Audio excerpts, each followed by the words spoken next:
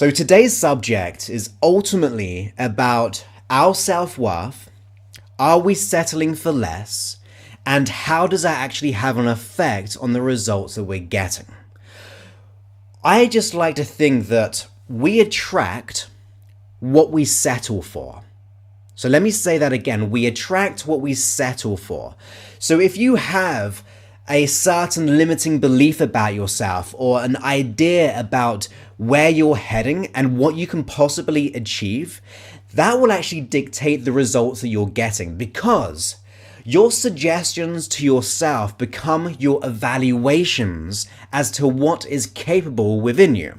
So if you begin to just settle for the mediocre finances or okay friends and relationships and health, you're going to set that as the benchmark as to what you can achieve.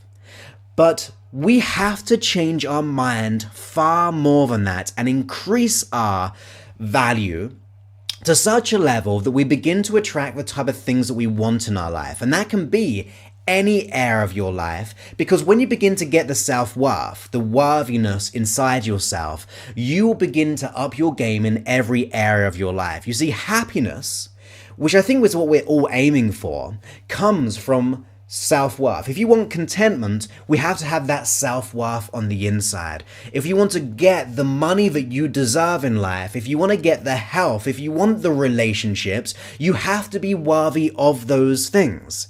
And if we are limiting ourselves in our own thoughts, now we don't consciously always do this, it's happening beneath the surface, and your unconscious mind is running these old programs, probably because of the past situations that you've been in, which has caused you to think this way, which has become a habit, and it's become just your natural way of being.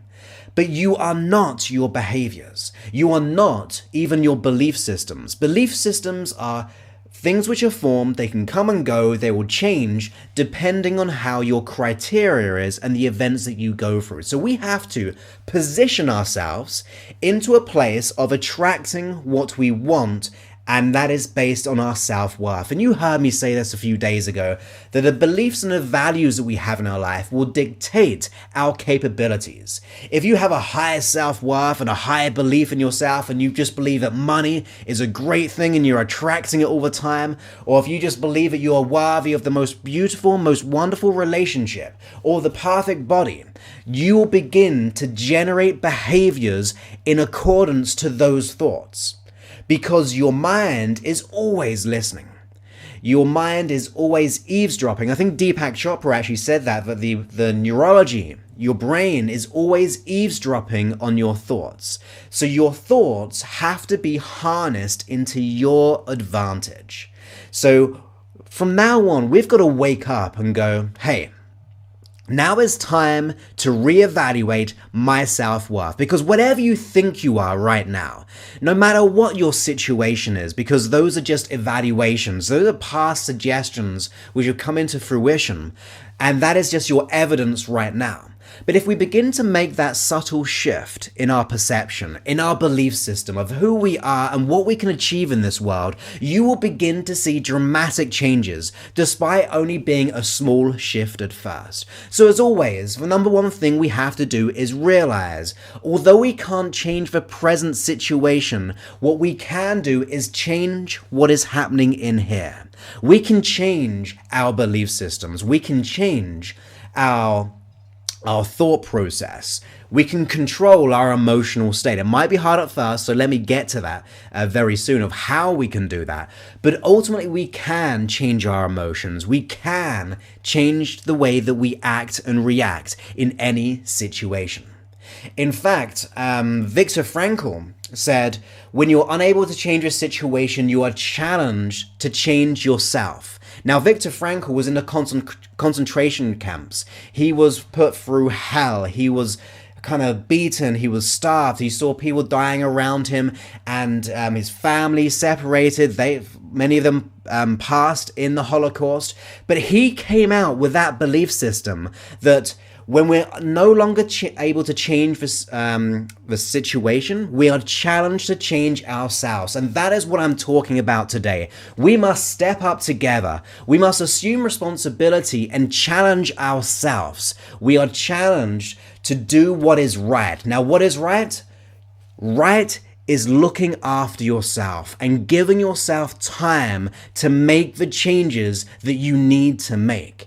You have to realize that just doing one thing may not always get the result. You have to be flexible. You have to try more than once. Think about it.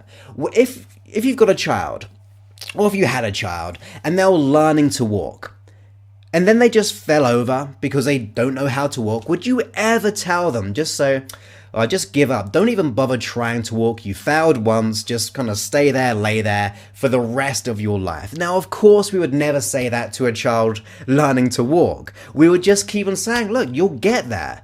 And you begin to see them modeling those around you. They begin to model the parents, they begin to see what's happening, and then step by step, that becomes a natural process.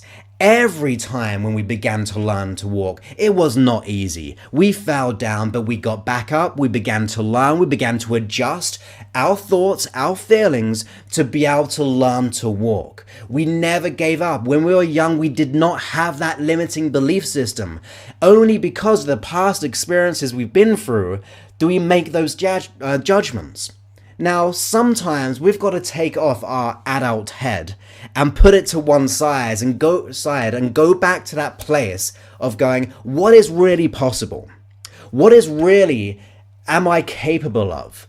Am I only my present situation? Am I resigning myself to my present situation and my present circumstance of how I've been in the past or how people have treated me? Am I just going to give up and allow that to be my reality?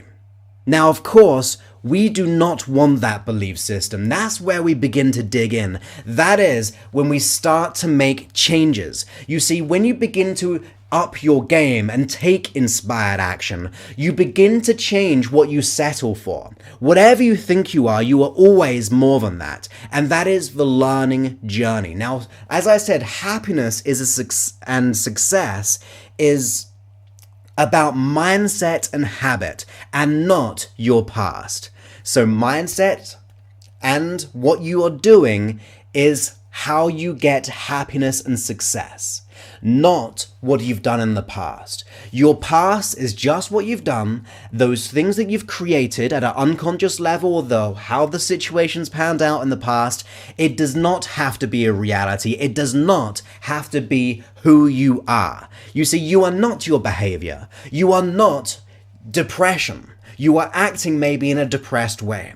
You are not your phobia. You are just acting in a phobic way. It's a process that we've learned and we become accustomed to, which feels like our identity. But that is so not true in terms of reality. It is not who we are. It's maybe who we've just chosen to accept in the past to this present moment. But we do have a choice to choose something else. We have to begin to think, what am I doing on a daily basis that is allowing me to move? Am I beginning to just settle, be static, and not take action? Am I just staying here and allowing this to be my reality? Am I just going to give in to what society thinks of me, or what maybe my friends think of me, or what my parents or whatever my teacher said at school about me? Now, of course not. That is where we step up. That is where we rise, and we refuse to buy into those expectations. We refuse to position ourselves on the excuse side or the reason side. Now, the excuses and the reasons that we have for ourselves and our present situation makes us feel good at the time, because we're pretty much saying, well, it wasn't my fault, it was someone else's fault, or it was because of this situation. It lets us off the hook, and that's okay in the moment. I do it sometimes, it happens, we're human, but we have to wake up to the fact that if we're going to make changes, we've got to position ourselves away from those reasons and realize that the strength comes from taking ownership. Because if you're just having excuses, what you're really telling yourself is that I'm not worthy of taking responsibility for my life. I'm not worthy of achieving that success, that peace, that contentment, that awesomeness of who you are as a person. You were born to thrive. You were born to shine, and we have to let our light shine up the world around us. We have to begin to project that into the world. And we have to consider, as I said, what are we actually doing? Because this is on you. Now, the fact that you're listening to this and you're staying with me and you haven't just switched off right now, because those people who do switch off are those people who are maybe this message isn't resonating with them, but maybe they're not ready to take responsibility. And to be honest, that's okay, because we can't make people change. But if you are still watching this and you're listening to this and you're kind of nodding your head in a way that you kind of feel like that is true, that what I'm saying has some sense of truth in it, then that means you are on the edge of that awakening. You're on the edge of doing something about it. And I think when that begins to happen, something begins to instigate on your side, in your favor. But we have to instigate for ourselves for the world to instigate in our favor. We have to do things to get something back. We attract what we settle for. And if we're settling for that mediocre life, if we're settling for just being a depressed person as our identity, then of course, what are we going to get? We're going to get that depression. We're going to get that anxiety. We're going to get that phobia. We're going to have that issue. We're going to have that poor relationship around money. All those things. But if we begin to settle for far more than we could ever imagine, even if we just play for a moment and have just like removing those limitations, if I could have anything, what would I want? And what would that give me when it comes to an emotional feeling? So what would I want if I could have anything? And what would that give me as an emotional feeling? Now, when you get that feeling, that is the feeling that you have to focus on most of the day and do the behaviors which match with that emotional feeling, because that means you're now tuning in to far more than you can ever imagine. You're honing in on your self-worth. So if that is a level of peace, you have to begin to allow that peace to be what you aim for throughout the day. You begin to look for things which give you peace. It may mean just turning off technology for a while and just relaxing and being in that moment. If you want more confidence, you begin to tune into that confidence. Now you might be thinking, well, Joseph, I am not very confident. Well, here's the thing, right? You are confident in some things. You are confident probably at getting dressed in the morning. You're confident at brushing your teeth. You're confident at doing some things, and you begin to tune into that feeling, and then you begin to act upon with that feeling into certain behaviors into your life. You see, many people in the self-development world will try to get you in a position which makes you just feel good, okay? And then feel bad because it didn't work. Because that is sometimes the nature of business, to give you some level of hope or some experience and then to go back to them. Now that's, like I said, it's business, and that's just their thing. But I want to be someone who is different for you and get you to do something different. Because when you start to be different and you do different things, that is where the magic happens. And at the end of the day, if you do that, you're probably going to listen to me more anyway to get even better. Because there's always something more to learn. There's always something to grow from. So that is why I'm so passionate about this. So here's the thing, right? If people just say, well, just think positively or to feel a certain thing, and that is it, you're not going to get anywhere, because success and happiness comes from mindset and habit. So the habit is a powerful process. We have to instigate those habitual processes, which gives us that emotional freedom. So how do we do that? We begin to consider, out of 10, what are we thinking about? So at any given moment of the day, when you begin to catch yourself, let's say 0 is real negative feelings, and 10 being the most optimistic, most on fire, most profound mindset that you can ever imagine, notice where you are out of 10.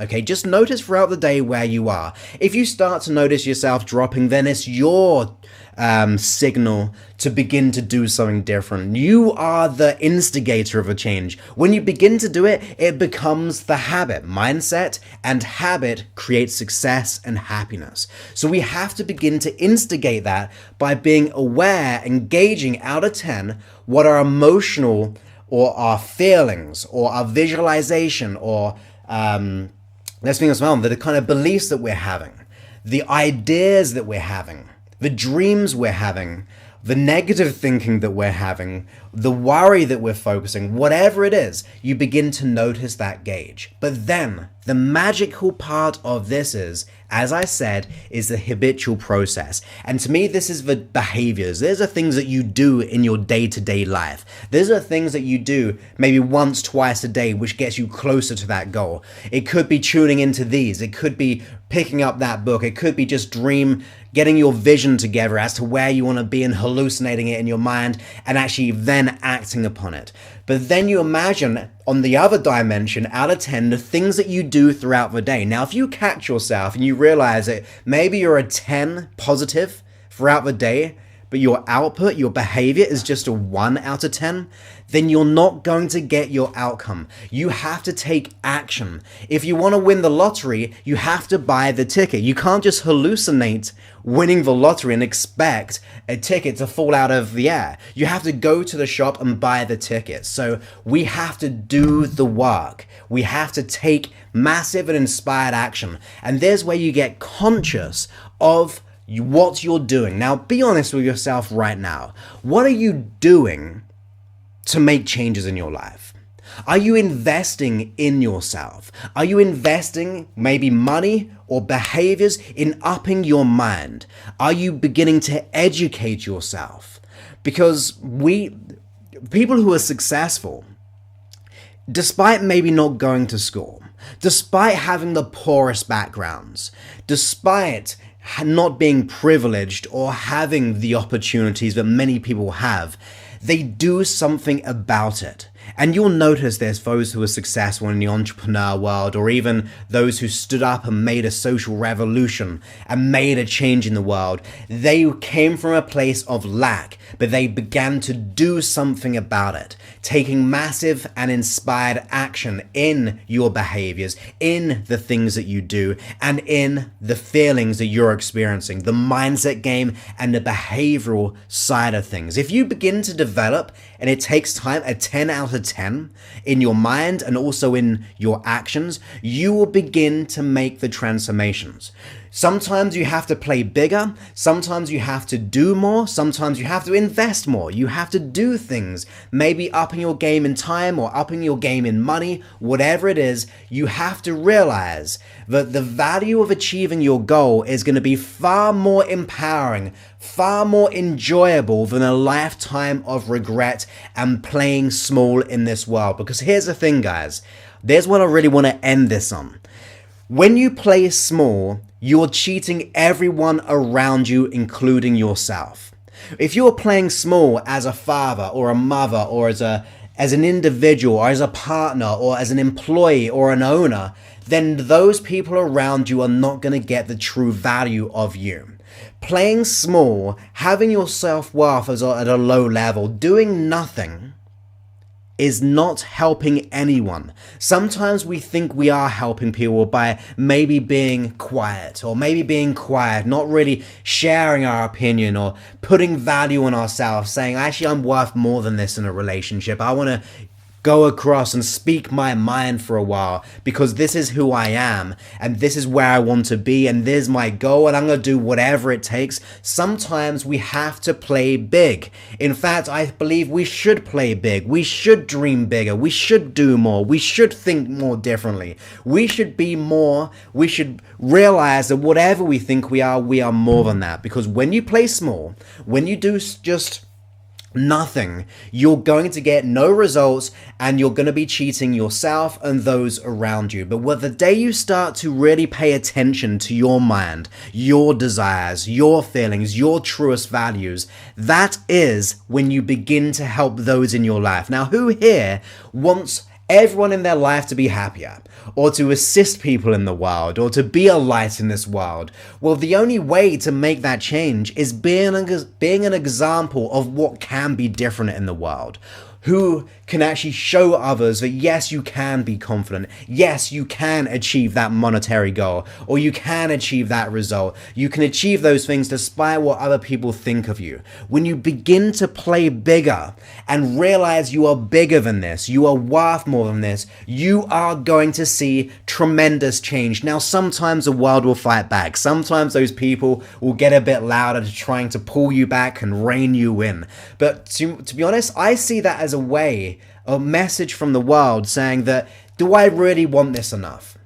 So if I really want to do something and I'm playing big in this world and I'm doing whatever it takes to achieve my goal, I'm investing time and money, I'm doing all the doing behaviors, I'm doing all the positive things, I'm going out there and making things happen, and then someone in our life or a world throws a spanner in all of that, I really believe that signal from the world when things just goes wrong is our signal to realize, is it worth still going for this goal? It's almost like the world saying, how much do you really want to achieve this? How much do you really want this goal? Now, if you give up at that moment, sometimes the world's going back to you and say, look, you didn't really want it enough, because if you wanted enough, you would get up, you'd fight on, you would get what you want, and you'd keep on moving forward. When you begin to just learn, move forward, learn and move forward. Every no you get, you look for the yes. Every so-called failure you get, you move on to look for the learnings to get the success. That is how we grow. You have biologically got to this point because your biological body has adapted to its environment. So you are born a survivor. You are born a fighter. You are born through the generations, through all the people before you. You have got what it takes. You've got the makeup within you to make this happen, to get what you want out of life. But the onus is on you. So you have to step up and do whatever it takes to pay attention, to take action, and realize that you attract what you settle for. Now is a time to settle for far more than you could ever imagine, to realize how amazing and how beautiful and passionate you can be for life. So I hope you enjoyed this video. Great. It's very hard to see the comments as they're coming through, but I'm seeing all the hearts, I'm seeing all the awesome comments as they come through, because lots are coming through. So I'm really appreciative of you all. I hope you enjoyed that. And remember that if you are interested in stepping up your game even further, you can also go to josephclough.info/mindmastery. Now, the last week or so, we've had a few people join, and I'm so excited to work with them on a group levels. And it's actually starting this Saturday, by the way. So if you want to jump on the phone with me and speak to me and ask me a question, and then me to coach you and do live hypnosis with you right there and then, whilst also getting access to my audio programs, my hypnosis library, and far more. Imagine getting 2 sessions, live hypnosis sessions with me, and coaching and a Q&A, so twice a month, which is 24 times a year, is going to be epic. Together, we're creating a community. We're creating something in our lives to be a part of something. So people are saying what time that is. It's actually in the Mind Mastery members. If you go to the welcome page there, and that is where you'll find it. And I think it's 12 o'clock in the afternoon. I think, no, it might be 1 o'clock Central Time and 11 a.m. West Coast, I believe. But yes, if you're really interested, go to josephclough.info/mindmastery so together we can thrive as a group. Now is the time to step up. Now is our time to become a team. And if it's not of value to you and it's not important to you to do that, that's fine as well. Keep on tuning in, keep on listening, keep on applying. It's just there for those who really want to step up to a different level, a bigger level, in my opinion, because I'm so passionate about it. I'm so excited that we're going to make so much magical changes. So have the most awesome, most wonderful day. And I really look forward to speaking to you same time tomorrow to assist you in stepping up your game and getting exactly what you want out of life, not only because you desire it, because you're absolutely worth it. I want to be your biggest supporter, but always remember to be your own biggest supporter as well. So just go to, people are asking questions about mind mastery. I could speak about it all day, but it's important to go to the website. You'll get all the information there, and then you'll be able to find it. So as I said, josephclough.info/mind mastery. Okay, josephclough.info/mind mastery. So I look forward to speaking to you tomorrow, guys. Have the most wonderful morning, day, afternoon, and evening, and I'll speak to you very soon.